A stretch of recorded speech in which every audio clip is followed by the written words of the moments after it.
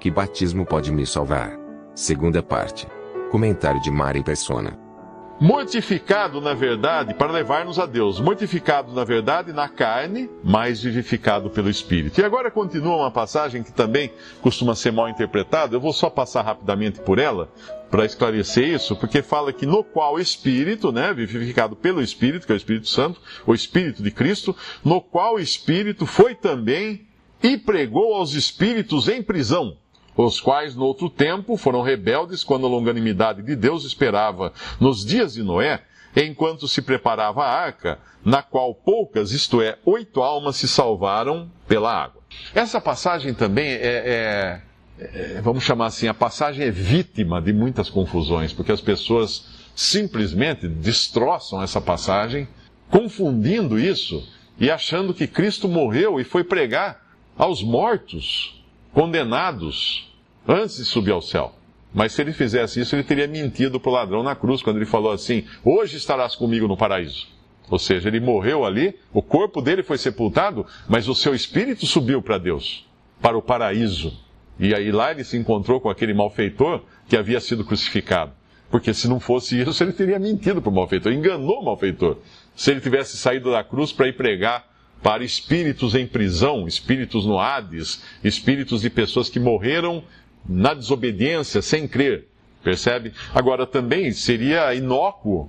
Por que Cristo iria pregar a pessoas condenadas? Por que eu entraria na cadeia e o sujeito está na cela lá, vai pagar a vida inteira agora pelo crime que ele fez, e eu entrar lá e falar assim: olha, você não cometa nenhum crime mais, viu? É muito ruim, se você cometer um crime, você vai ser condenado. Ele fala: mas você está louco? Eu já estou condenado. Não tem mais jeito, não tem mais como sair daqui, não tem mais libertação para mim. Então não faria sentido ele pregar também a mortos, não é? Mas, na realidade, o que quer dizer essa passagem? Que Cristo foi em espírito e através de Noé pregou aquelas pessoas que morreram no dilúvio e agora suas almas estão em prisão. Suas almas estão condenadas. Por quê? Porque não creram na pregação de Noé, que era chamado de pregoeiro da justiça. Não creram nele. Porque ele pregou, durante muitos anos ele pregou falando que ia cair um dilúvio, ia matar todo mundo e que a arca era a salvação. Apenas aqueles que entrassem na arca seriam salvos. E entraram, a pregação dele não foi em vão. Além de Noé, a sua esposa, as suas filhas e seus genros entraram na arca. Então alguns creram na mensagem de Noé, mas a maioria não creu. E pereceu no dilúvio e hoje suas almas estão em prisão, realmente. Mas elas tiveram a chance de escutar as boas novas de salvação da boca de Noé, que pregou, inspirado pelo Espírito de Cristo, que estava nele pregando para aquelas pessoas. Existe um versículo, apenas para passar já deste ponto, em Efésios 2,17, que eu gostaria de ler, porque esse versículo esclarece muita coisa. Ao falar do Senhor Jesus, e o assunto aqui em Efésios, obviamente, é outro, ele está falando agora da igreja, não é? Do corpo de Cristo, capítulo 2, versículo 16, e pela cruz reconciliar ambos com Deus, fazendo a paz, etc. E no versículo 17 diz assim: e vindo, ele, Jesus, evangelizou a paz a vós que estáveis longe e aos que estavam perto, porque por ele ambos temos acesso ao Pai em um Espírito. Ele, Jesus Cristo, evangelizou a paz, ou seja, pregou o evangelho da paz, a vós que estáveis longe e aos que estavam perto. Quem eram os que estavam longe? Os efésios, porque ele estava a vós, a vocês que estavam longe. Os efésios eram gentios. Eles estavam longe das promessas de Deus, longe das promessas de Deus. E quem eram os que estavam perto? Os judeus. Porque o assunto aqui é judeu e gentil e como Deus tirou a parede de separação. Agora, como que Cristo poderia ter ido pregar o evangelho aos gentios, se o seu ministério se limitou ali à Judéia, a terra de Israel? E foi só depois da igreja formada que ele chamou Paulo para ir pregar aos gentios, e antes disso até Pedro é um que praticamente inaugura, abre com uma das chaves que o Senhor lhe deu, abre a esfera então daqueles que criam para os gentios, através de Cornélio, que era um centurião romano. Mas como então Jesus teria pregado aos gentios? Pregado aos gentios através dos seus discípulos, através dos seus apóstolos, através de cada pessoa hoje que prega o Evangelho. Cristo está pregando aos gentios, está levando pelo Espírito Santo a palavra da salvação. Voltando agora ao nosso capítulo, então nós lemos no versículo 18 que Cristo padeceu uma vez pelos pecados, o justo pelos injustos, para levar-nos a Deus, mortificado na verdade na carne, mas vivificado no Espírito. E depois ele vai citar no versículo 20 que através da arca, poucas, isto é, 8, no final do versículo 20, poucas, isto é, 8 almas se salvaram pela água. Agora, essa água que ele está falando aqui, ele vai concluir no versículo 21. Água esta que também, como uma verdadeira figura, agora vos salva. Batismo, não do despojamento da imundícia da carne, mas da indagação de uma boa consciência para com Deus, pela ressurreição de Jesus Cristo, o qual está à destra de Deus, tendo subido ao céu, havendo-se-lhe sujeitado os anjos, as autoridades e as potências. Ora, pois, começando no capítulo 4 de 1 Pedro, já que Cristo padeceu por nós na carne, armai-vos também vós com esse pensamento, que aquele que padeceu na carne já cessou do pecado. Mas aqui nós temos uma verdade muito importante, que é, primeiro, as águas do dilúvio simbolizavam o batismo. E o batismo, por si só, também simboliza outra coisa. Que coisa? A morte e ressurreição de Cristo. Porque é o que vai ser citado no versículo 18 e vai também ser mencionado no final do versículo 21. Morte e ressurreição. Aquelas pessoas que estavam na arca, elas estavam passando pelas águas para chegar a um outro mundo, a um mundo novo. Porque quando as águas baixaram, era um novo mundo que eles tinham ali para habitar agora. Começou tudo de novo. Deus destruiu o mundo velho e deu um mundo novo para o homem habitar, através das águas. Saiu de um lado, passou para o outro. Quando os israelitas saíram do Egito, foram libertados da escravidão do Egito, eles passaram também por outra figura do batismo, outra coisa que prefigurava o batismo. O que era? O mar se abriu, eles passaram pelo fundo do mar, que é um lugar de morte, e saíram do outro lado, vivos. Saíram do outro lado. O que aconteceu com eles? Estavam no Egito, saíram do outro lado, em direção à terra de Canaã. Estavam de um lado, saíram do outro. Esse é o batismo também. O batismo faz isso com uma pessoa. O batismo que eu estou dizendo, a ordenança do batismo, quando uma pessoa entra nas águas e sai, e é batizada em nome do Pai, do Filho e do Espírito Santo, o que ela está fazendo? Ela está dando um testemunho de que ela morreu com Cristo para as coisas antigas, para as coisas que eram. E nasceu agora para coisas novas, ressuscitou com Cristo para coisas novas. Ela saiu de uma posição, passou para outra. Saiu de uma posição, passou para outra. Ela cortou o vínculo que tinha com a sua antiga posição.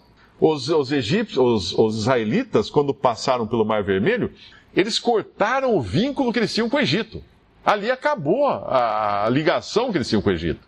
Quando Noé e sua família entraram na arca e desembarcaram no Monte Ararat, quando as águas baixaram, eles tinham cortado o vínculo com o mundo antigo. O mundo antigo não tinha mais nada a ver com eles.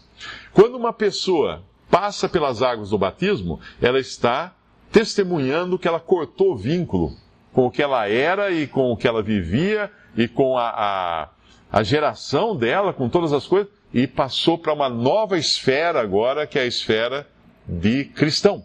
Ela não é mais pagã, é uma cristã. Mesmo que ela não creia em Cristo, ela passou para uma nova esfera. Mas veja que isso não salva essa pessoa dos seus pecados. Por quê? Porque a água não limpa os pecados.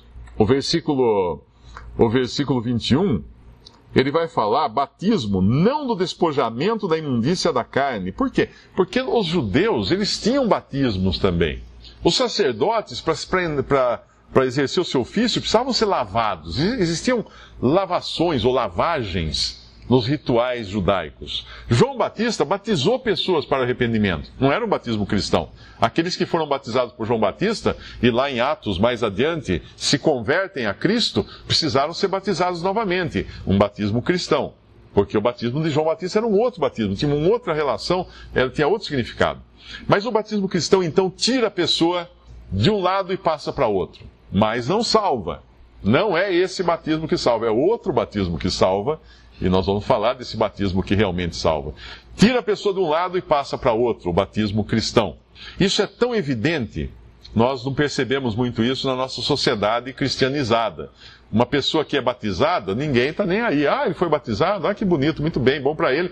E não acontece nada com essa pessoa. Por quê? Porque não muda muita coisa. Ela vive inserida em todo um contexto de cultura cristã no mundo ocidental.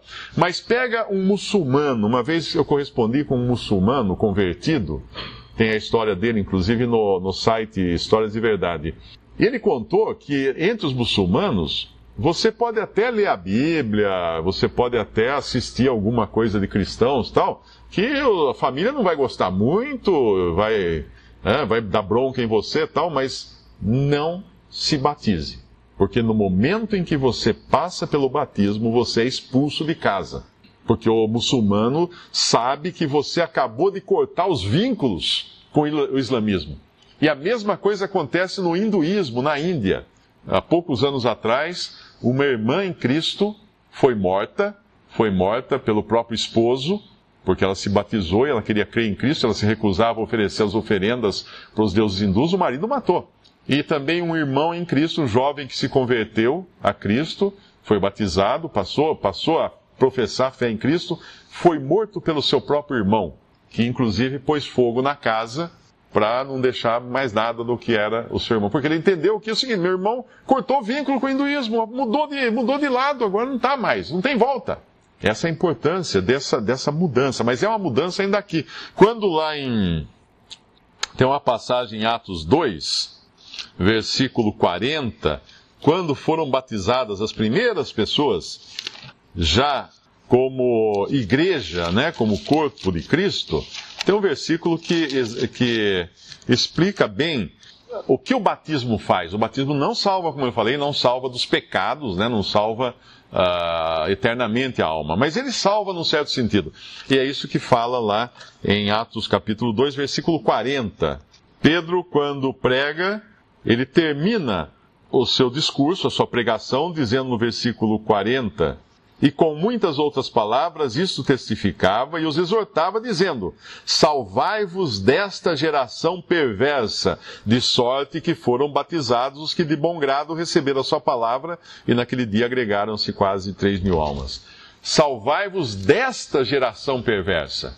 Ou seja, era uma salvação de um estado de coisas, era uma salvação de uma esfera de coisas neste mundo.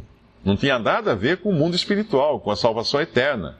Então, uma pessoa que é batizada recebe sobre si o nome de Cristo, testemunha para o mundo que ele mudou de lado, e com isso ele até consequências disso, como nos países muçulmanos e países hinduístas, ele sofre consequências drásticas por causa dessa mudança de lado, ou também é visto não com bons olhos por seus amigos mesmo no mundo cristão, quando ele professa publicamente a sua fé em Cristo, e o batismo é uma dessas maneiras também de se professar isso. Mas agora vamos falar um pouco do batismo que realmente salva. O batismo que realmente tira toda a imundícia, que dá uma boa consciência para com Deus, pela ressurreição de Jesus Cristo. Que batismo é esse? Que batismo pode me salvar? O batismo de Cristo. Como assim o batismo de Cristo? Aquele batismo que João Batista fez, quando ele foi batizado por João Batista? Mas o batismo de João era um batismo de arrependimento de pecados. Cristo não tinha pecados, mas ele se sujeitou a ser batizado para cumprir toda a justiça, para se identificar com o seu povo judeu que estava sendo batizado ali. Mas não era aquele batismo que está falando, que é o batismo que salva. Qual o batismo que salva?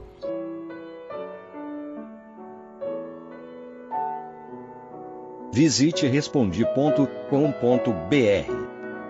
Visite também 3minutos.net.